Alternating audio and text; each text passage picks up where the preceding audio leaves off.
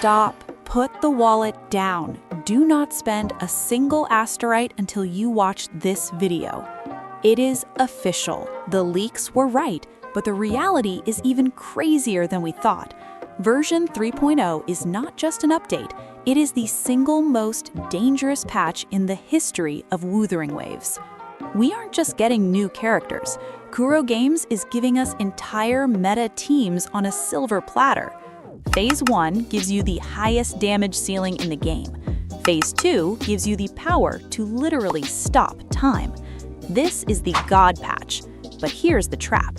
If you pull on the wrong phase, or if you fall for the bait currently in version 2.8, you are going to regret it for the rest of the year. Today, I'm doing a deep dive into the math, the mechanics, and the strategy of version 3.0 to save your account from ruin. By the way, if you are planning to pull on the upcoming banners, stop buying your Lunites directly in the game store. You are literally paying too much. I use Loot Bar to get safe, discounted top-ups.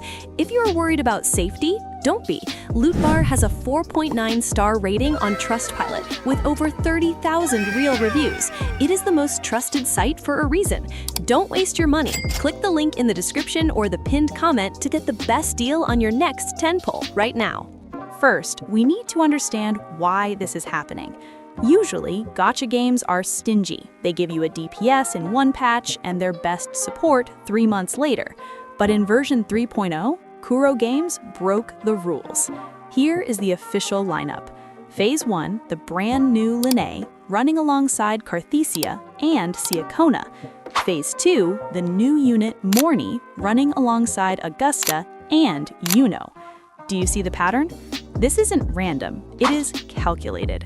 In Phase 1, they paired the strongest Aero carry with the dedicated Aero support. In Phase 2, they paired the strongest Electro carry with the dedicated heavy attack support. This means you don't need to wait, you don't need to cope with random 4 stars. You can build a Tier 0 team from scratch in a single phase. This creates a massive opportunity, but an even bigger dilemma. Which engine is better, the Aero Nuke or the Electro Time Stop? Let's break them down. Let's start with Phase 1. If you're a player who cares about big numbers, this is your home. Cartethyia is back, and she's still arguably the highest DPS ceiling in the game. She's the Aero Erosion Queen. She scales off HP. She transforms into fleur-de-lis. And when she hits her second liberation, the damage is explosive. But she has always had one major flaw: stacks. To hit those big numbers, you need to stack erosion on enemies constantly. Doing this solo is slow, it's tedious. It makes her feel clunky. That is why Ciaccona being on this banner is the game changer. Ciaccona exists to fix Cartethyia. She applies erosion stacks from off-field, she buffs Aero damage, she groups enemies, she does all the dirty work so Cartethyia can just nuke. By pulling Phase 1, you get the carry and the fixer. This team is expensive. Cartethyia scales off HP. Most swords in the game give attack. This means her damage floor is low unless you have her signature weapon. It's the only 5-star sword with a massive HP bonus. If you pull Phase 1, you're committing to the character and the weapon. If you're free to play, this might drain you completely. Now let's look at Phase 2. If Phase 1 is about raw power, Phase 2 is about dominance. Augusta is the Electro Titan. She doesn't rely on complex stacks, she relies on heavy attacks. She has massive AoE, she clears waves instantly. But her secret weapon, the Time Stop, when she enters her secondary state, she literally stops the timer in the Tower of Adversity.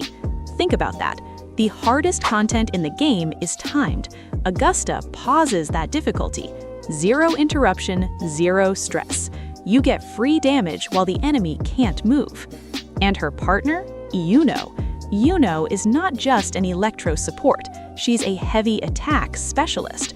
Her outro skill provides a massive 50% heavy attack damage buff. Since Augusta's damage profile is almost entirely heavy attacks, this duo is unstoppable. It's cheap. Augusta doesn't have weird scaling, she just wants attack and crit. She works perfectly with standard 5-star weapons. You don't need her signature to clear content. And Iuno, she works with any heavy attack unit. Gian, Kuro, the new 3.0 units. She's future-proof. Now, we have to talk about the elephant in the room, the new characters. Lynae in Phase 1, Mornye in Phase 2.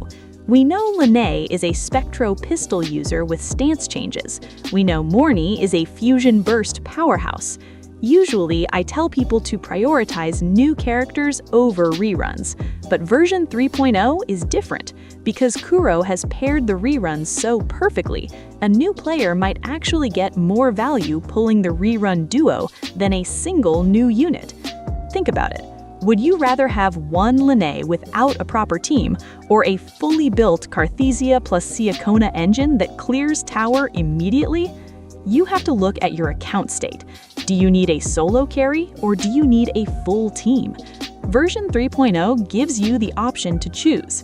So here's the final verdict.